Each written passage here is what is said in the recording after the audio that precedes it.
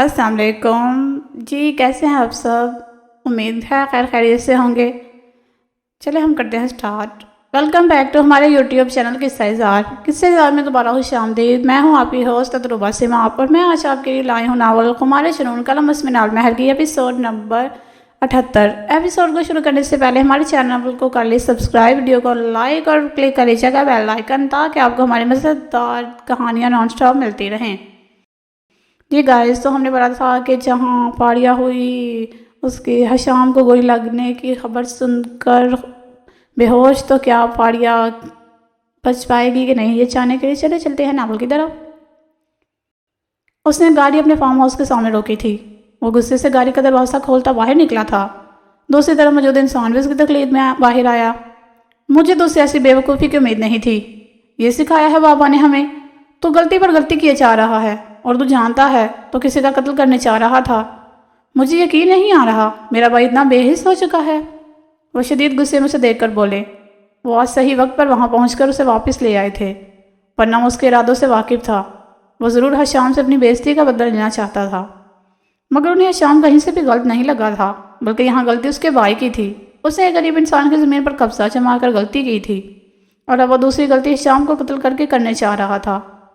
آپ کو میری غلطی نظر آ رہی ہے، مگر اس سردار کی نہیں، جس کی وجہ سے بڑی پنچایت میں مجھے شرمندہ ہونا پڑا۔ وہ چیخ کر اپنے بڑے بھائی کی طرف دیکھ کر بولا۔ وہ سب تمہاری اپنی غلطی تھی، میں تمہیں وارن کر رہا ہوں۔ اگر تم اپنی روش سے باز نہ آئے تو بابا جان کو تمہاری ایک ایک کرتوت بتا دوں گا۔ وہ انگلی اٹھا کر اسے وارن کرتے وہاں سے نکلتے چلے گئے۔ پیچھے وہ غصے سے ان کی پشت کو گھوٹ کر رہ گیا۔ حشام اسے پر وقت ہسپتال پہنچا چکا تھا، اس لیے زیادہ نقصان نہیں ہوا تھا۔ حشام نے پرسکون سانس خارج کی۔ اگر اسے کچھ ہو جاتا تو شاید وہ خود کو کبھی معاف نہیں کر پاتا۔ پچھلے 2 گھنٹوں سے وہ پریشانی سے یہاں وہاں خوار ہو رہا تھا۔ اس کے کپڑے بھی خون آلود ہو چکے تھے۔ وہ اپنے آدمی کو اس کا خیال رکھنے کا کہتا خود حویلی کی جانب بڑھ گیا۔ اس کے ساتھ پوری طرح تھکن کا شکار تھے۔ وہ آدھے گھنٹے کی ڈرائیونگ کے بعد حویلی پہنچا تھا۔ حویلی میں ہر طرف گہرا سناٹا تھا۔ سب سے پہلے کمرے کی جانب رہا، تاکہ ان کپڑوں سے چھٹکارا پا سکے۔ وہ جانتا تھا کہ پاڑیا اسے ایسے دیکھتی تو ضرور پریشان ہو جاتی، مگر وہ کمرے میں موجود نہ تھی۔ حشام نے موقع غنیمت جانتے کپڑے تبدیل کیے۔ وہ فریش ہو کر باہر آ چکا تھا، مگر وہ ابھی تک کمرے میں نہ آئی تھی۔ وہ تفکر سے نیچے کی طرف آ بڑھا، مگر لاؤنج میں کوئی بھی موجود نہ تھا۔ وہ سوچتے ہوئے وہ اپنے ماں کے کمرے کی طرف بڑھا، مگر وہ بھی خالی تھا۔ اب اس کی تشویش میں اضافہ ہوا۔ پاڑیا، ماما کہاں ہے سب؟ اونچی آواز میں چلایا۔ جب ملازم جو سرون کوارٹر میں جا چکے تھے اس کی پکار سن کر باہر آ گئے تھے۔ سردار، آپ تو بالکل ٹھیک ہیں؟ ایک عمر سیدھا ملازم سے صحیح سلامت دیکھ کر اس کی طرف بڑھی۔ ہاں، مجھے کیا ہونا تھا، میں بالکل ٹھیک ہوں۔ آپ ان سب باتوں کو چھوڑیں، یہ بتائیں گھر میں کوئی بھی نظر نہیں آ رہا، کہاں ہے سارے؟ وہ سواری نظری ان پر ٹکا کر بولا۔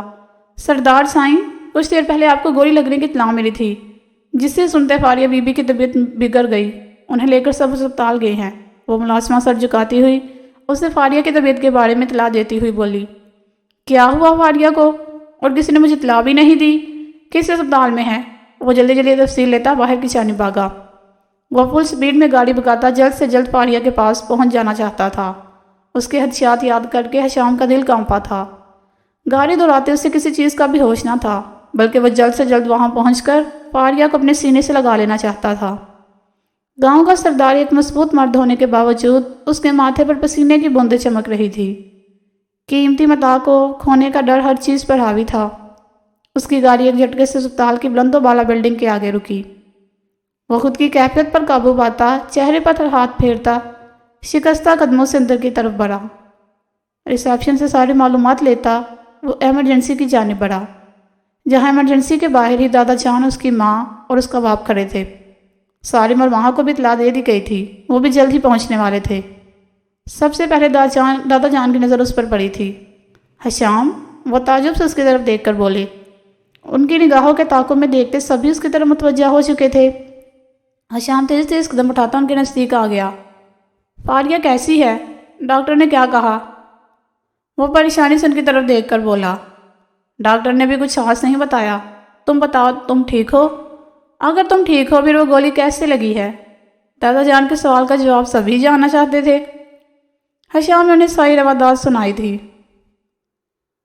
اندھیرے کی وجہ سے غلط اطلاع ان تک پہنچا دی گئی تھی کہ گولی حشام کو لگی ہے۔ سب نے اس کی طرف سے چین کا سانس لیا تھا، مگر فاریہ کی ٹینشن اب بھی ان پر حاوی تھی۔ ڈاکٹر کے باہر آتے ہی حشام ان کے ساتھ سارے گھر والے ان کی طرف بڑھے تھے۔ ڈاکٹر، میری وائف کیسی ہے؟ وہ بے بسی سے گویا ہوا۔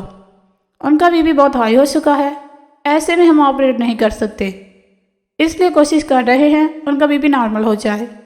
ڈاکٹر اس کی تفکر بڑی آواز سن کر پیشہ ورانہ انداز میں بولا، ڈاکٹر میں ایک دفعہ سے مل سکتا ہوں؟ پلیز ڈاکٹر، وہ التجائی انداز میں بولا۔ کچھ سوچتے ہوئے ڈاکٹر نے اسے ملنے کی اجازت دے دی تھی۔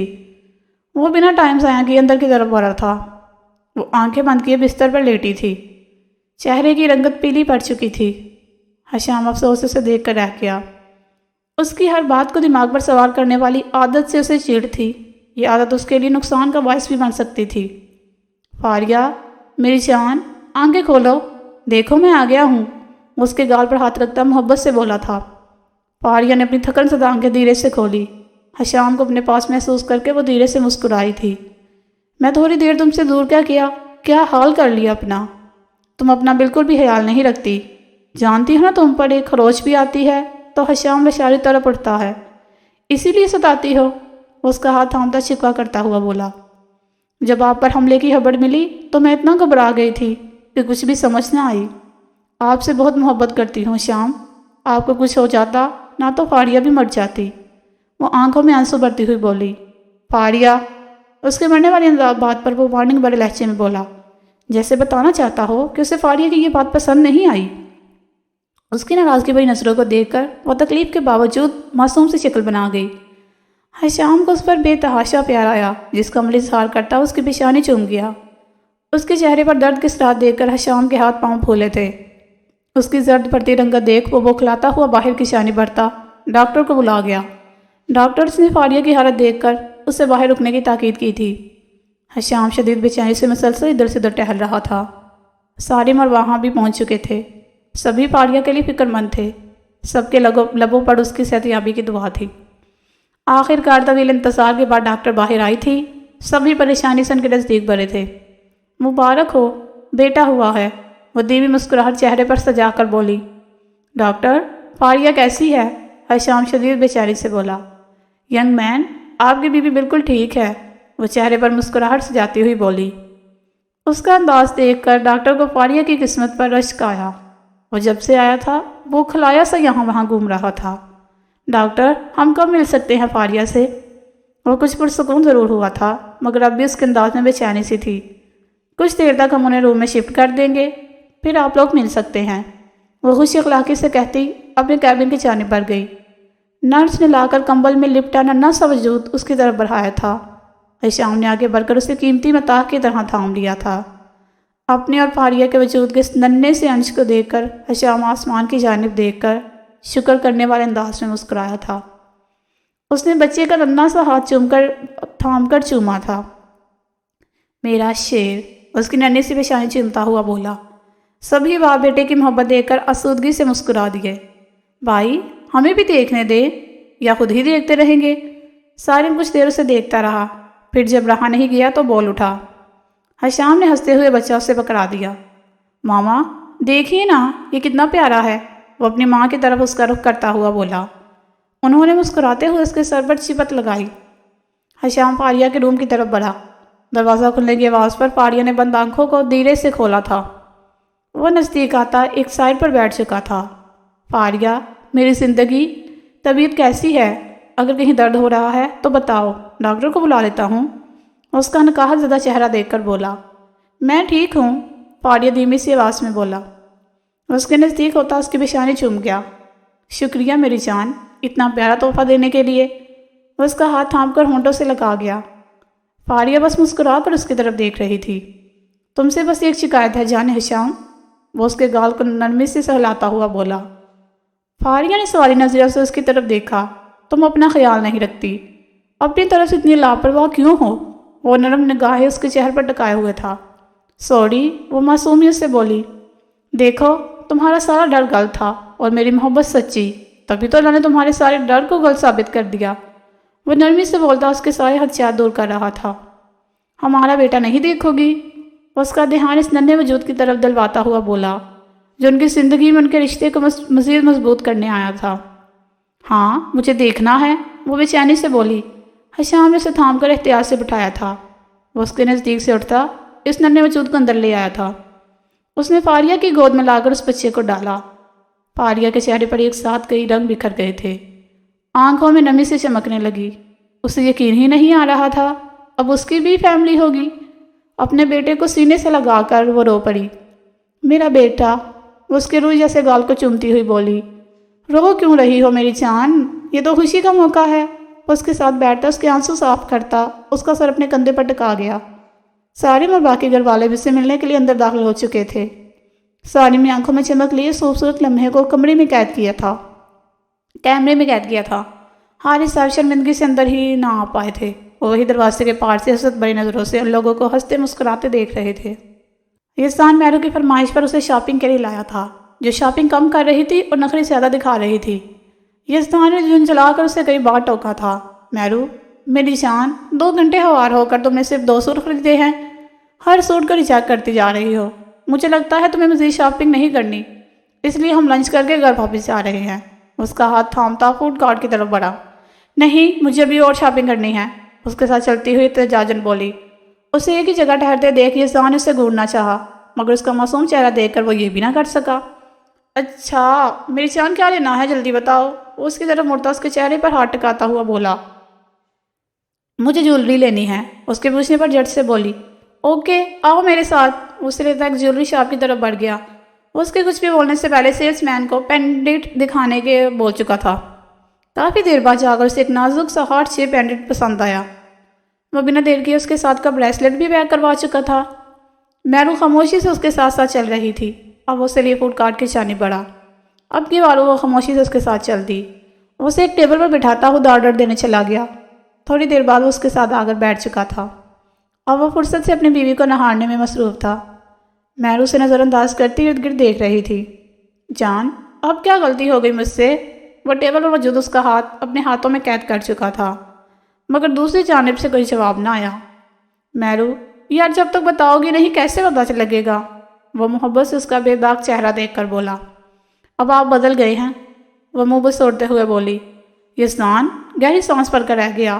آج کل اس کی یہی شکایت تھی، بزنس میں کچھ مصروفیت کے باعث اسے ٹائم نہیں دے پا رہا تھا۔ آج وہ اسپیشل اس کے لیے وقت نکالتا اسے شاپنگ پر لایا تھا۔ وہ جانتا تھا وہ اس کی توجہ کی عادی تھی، وہ اس کی ذرا سی بات محسوس کرتی تھی۔ سوری میری جان، وہ اس کے ہاتھ کو ہونٹوں سے لگاتا ہوا بولا۔ اس کی حرکت پر میرو نے بوکھلاتے ہوئے سرخ چہرے سے اپنا ہاتھ کھینچا۔ آپ کو شرم نہیں آتی؟ ہم پبلک پلیس پہ بیٹھے ہیں، اس سے گھورتی دانت پیستی بولی۔ نہیں آتی جانم، وہ اس کا ہاتھ کھینچتا اسے نزدیک کرتا اٹھ کر اس کا گال چوم گیا۔ میرو نے بوکھلا کر چاروں اور دیکھا تھا۔ اس کے انداز پر یزدان نے اپنی ہنسی دبائی تھی، وہ اسے گھور بھی نہ سکا۔ یزدان اسے تنگ کرنے کا ارادہ ترک کرتا خاموشی سے کھانے کی طرف متوجہ ہو چکا تھا۔ دونوں نے اچھے سے لنچ کیا۔ وہ بل پے کرتے باہر کی جانب بڑھے۔ مختلف شاپ سے گزرتے میرو کی نگاہ ایک ساڑی پر اٹک چکی تھی۔ بلیک کلر کی انتہائی خوبصورت ساڑی اس سے پہلی نظر میں ہی بے تحاشا پسند آئی تھی۔ یزدان اسے چند قدم آگے نکل آیا۔ اپنے ساتھ میرو کو نہ پا کر اس نے مڑ کر پیچھے کی طرف دیکھا، جہاں میرو نصرے سامنے والی شاپ میں موجود ڈمی پر لگی ساڑی پر ٹکائے کھڑی تھی۔ اس سے پہلے وہ اس کی طرف بڑھتا جب اپنے نام کی پکار پر وہ سامنے متوجہ ہو چکا تھا۔ یزدان، تم یہاں؟ What a pleasant surprise. Neha جو کافی ٹائم سے انگلینڈ گئی تھی کچھ دنوں پہلے ہی واپس آئی تھی۔ یزدان کو سامنے دیکھ کر وہ خوش ہو گئی۔ نیہا، تم کب واپس آئی؟ وہ رسمی مسکراہٹ چہرے پر سے جاتے ہوئے بولا۔ میرو نے یزدان کے نام کی پکار پر سامنے دیکھا تھا، جہاں یزدان ہنس ہنس کر کسی سے باتوں میں مصروف تھا۔ اس کے سر پر لگی تلو بجی وہ تیز قدم اٹھاتی ان کے درمیان حائل ہو چکی تھی۔ سامنے کھڑی لڑکی کو وہ اچھے سے پہچان گئی تھی۔ یہ وہی لڑکی تھی جس کے ساتھ یزدان نے نکاح کا ڈرامہ رچایا تھا۔ بے شک وہ سب جھوٹ تھا، مگر پھر بھی میرو کو وہ لڑکی زہر سے بھی بری لگی تھی۔ دور رہو میرے شوہر سے، وہ انگلی اٹھاتی ہوئی وارن کرنے والے انداز میں بولی۔ میرو میری جان، وہ میری دوست ہے، بس میری بات سنو۔ شاباش، اور اس کو پچکارتے نرمی سے بولا۔ مجھے نہیں سننی، اور تم ابھی تک یہاں کیوں کھڑی ہو؟ جاؤ یہاں سے، جتنا ہو سکے ہم لوگوں سے دور رہو، وہ غصے سے اسے گھورتی ہوئی بولی۔ میرو یہ کون سا طریقہ ہے بات کرنے کا؟ تم کچھ جانتی نہیں ہو تو خاموش رہو، وہ وارننگ دیتے لہجے میں بولا۔ اس کے لہجے میں گہری سنجیدگی تھی۔ لٹل گرل، میری بات سنو، جیسا تم سوچ رہی ہو ویسا کچھ بھی نہیں ہے۔ نیہا نے اس کا غصے سے بھرپور انداز دے کر اسے سمجھانا چاہا۔ میں تم سے بات نہیں کر رہی، تم چپ رہو۔ جانتی ہوں تم جیسی لڑکیوں کو دوسروں کا گھر خراب کرنے جاتی ہو۔ وہ آنکھیں گھما کر رہ گئی۔ مہرو کی بدتمیزی پر اب یزدان کو غصہ آ رہا تھا۔ مہرو، بچی نہیں ہو تم، یہ بات کرنے کا کون سا طریقہ ہے؟ کب سے نیہا تمہارا رویہ اگنور کر رہی ہے؟ معافی مانگو فوراً۔ کتنی شرمندگی ہو رہی تمہاری وجہ سے مجھے۔ اس کے انداز پر چڑ سا گیا تھا۔ میں معافی نہیں مانگوں گی، میں کچھ بھی نہیں بولی ہوں، جانتی ہوں یہ کون ہے۔ اس کے سختی سے ڈانٹنے پر آنسو پیتی ضدی انداز میں بولی، مہرو، مجھے سختی کرنے پر مجبور مت کرو، فوراً معافی مانگو۔ وہ بھی سختی سے بولا، میں نے کہہ دیا نا، میں معافی نہیں مانگوں گی۔ آپ کو زیادہ شوق ہے تو آپ آرام سے ان کے ساتھ ٹائم گزار کر آ سکتے ہیں، میں گاڑی میں بیٹھی ہوں، جب آپ اچھے سے اپنی دوست سے مل لیں تو آ جائیے گا۔ وہ انتہائی ناراضگی سے اسے دیکھتی باہر کی جانب بڑھ گئی۔ یزدان نے غصے سے اس کی پشت کو دیکھا۔ یزدان، کیا حرکت ہے یہ؟ تم یہ مت بھولو تم کس حیثیت سے مجھے اس کے سامنے لے کر گئے تھے۔ وہ شاید ابھی مجھے اس نظر سے دیکھ رہی ہے جیسے میں تمہیں اس سے چھین لوں گی۔ تم اسے سمجھانے کی بجائے الٹا اس سے سختی کر رہے ہو۔ نیہا اسے اس کی غلطی کا احساس دلاتی ہوئی بولی۔ یزدان کے تنے صاف ڈھیلے پڑے۔ یار، مجھے وہ بہت عزیز ہے، مگر اس کا بدتمیزی پر انداز مجھے بالکل اچھا نہیں لگا۔ وہ مہرو کی شکوہ کرے نظرہ کو ذہن میں لاتا ہوا بولا۔ اچھا، مجھے یہ بتاؤ، کیا اس کا انداز ہر کسی سے ایسا ہے؟ نیہا کے پوچھنے پر اس نے نفی میں سر ہلایا۔ تو تم کیسے پھر اس سے ایسے بات کر سکتے ہو؟ وہ اگر انسیکیور فیل کر رہی ہے تو تمہارا حق بنتا ہے، پیار سے سمجھاؤ نا، نہ کہ ایسے غصے سے۔ اب جاؤ اسے پیار سے ڈیل کرو۔ اسے سمجھاتی آگے کی طرف بڑھ گئی۔ یزدان کو اس کی ایک ایک بات صحیح لگی تھی۔ اس نے سامنے شاپ میں لگی اس بلیک ساری کو دیکھا، پھر کچھ سوچتے ہوئے اس شاپ کی طرف قدم بڑھا دیے۔ وہ روتی ہوئی اس کے نزدیک سے ہوتی کار میں آ کر بیٹھ چکی تھی۔ یزدان کا رویہ اسے بالکل اچھا نہیں لگا تھا۔ وہ لڑکی تو کبھی اس کے ذہن سے محو ہو ہی نہیں سکتی تھی۔ کیسے بھول سکتی تھی اسے جس کو یزدان نے لا کر اس کے مقابل کھڑا کیا تھا؟ وہ سوچ چکی تھی وہ یزدان سے بات نہیں کرے گی۔ وہ اپنی سوچوں میں گم بار بار گال پر بہتے آنسو صاف کر رہی تھی جو بار بار اس کا چہرہ بھگو رہے تھے۔ یزدان نے گاڑی میں بیٹھتے سارے شاپنگ بیگ پچھلی سیٹ پر رکھے تھے، خود سیدھا ہو کر فرنٹ سیٹ پر بیٹھا تھا۔ ایک نظر اپنے ساتھ موجود اس وجود کو دیکھا تھا جس میں اس کی جان بستی تھی۔ اس نے گاڑی پارکنگ سے نکالی اور حویلی کے راستے پر ڈال دی۔ مہرو، پلیز یار، رونا تو بند کرو، اس کی سسکیوں کو سنتے جھنجھلا کر بولا تھا۔ مہرو نے اس کی طرف پلٹ کر بھی نہ دیکھا، بس اس سے رخ موڑے اپنے کام میں مصروف رہی۔ اچھا یار، میں معافی مانگتا ہوں، اب تو اس طرف دیکھو، وہ نرمی سے اس کی طرف دیکھتا ہوا بولا۔ مگر دوسری طرف سے جواب نہ آنے پر وہ گہرا سانس بھر کر رہ گیا۔ اس نے گھر جا کر اسے منانے کا سوچا۔ ابھی اس نے اپنا دھیان سامنے سڑک پر لگایا۔ آدھے گھنٹے کی ڈرائیونگ کے بعد ان کی گاڑی حویلی کے آگے رکی۔ مہرو بغیر اس کی طرف دیکھے اندر کی طرف بڑھ گئی۔ اس کی جلد بازی پر یزدان گہرا سانس بھر کر رہ گیا۔ وہ پچھلی سیٹ سے بیگ اٹھاتا اندر کی طرف بڑھا۔ اس سے مہرو لانچ میں کہیں نظر نہ آئی، یعنی وہ کمرے میں بند ہو چکی تھی۔ اس نے کمرے کی طرف قدم بڑھانے چاہے جب شہیر اسے دیکھ کر بولے، یزدان، تم ابھی تک آفس نہیں گئے؟ جانتے ہو تمہاری میٹنگ ہے آج؟ شہیر اسے ابھی تک گھر میں دیکھتے حیرانی سے بولے، جی ڈیڈ، وہ 5 بجے تک ہے، ابھی ٹائم ہے۔ وہ لاپرواہی سے بولا، برخوردار، ایک دفعہ وقت دیکھ لو، 4:15 ہو چکے ہیں۔ شہیر اس کا مطمئن انداز دیکھ کر تنسیہ بولے، کیا؟ اتنا وقت کیسے ہو گیا؟ وہ گھڑی پر ٹائم دیکھتا پریشانی سے بولا، نشا گڑیا، بات سنو، یہ سامان ہمارے کمرے میں رکھوا دینا، میری بہت ضروری میٹنگ ہے، مجھے ابھی نکلنا ہوگا ورنہ لیٹ ہو جاؤں گا۔ وہ عجلت میں بیگ اسے تھماتا باہر کی جانب بڑھ گیا۔ نشا بیگ لیتے اس کے کمرے کی جانب بڑھ گئی۔ جی گائز، تو کیسی لگی آج کے ایپیسوڈ؟ کمنٹ سیکشن میں ضرور بتائیے گا۔ آج کے ایپیسوڈ میں ہماری مہرو ہو گئی پھر یزدان سے ناراض، تو کیا یزدان اپنی مہرو کی ناراضگی دور کر پائے گا کہ نہیں؟ یہ جاننے کے لیے تو نیکسٹ ایپیسوڈ کا ویٹ کرنا پڑے گا۔ تب تک کے لیے ہنستے رہیے، مسکراتے رہیے، ہمیں دعاؤں میں یاد رکھیے اور ہمیں دے اجازت۔ اللہ حافظ۔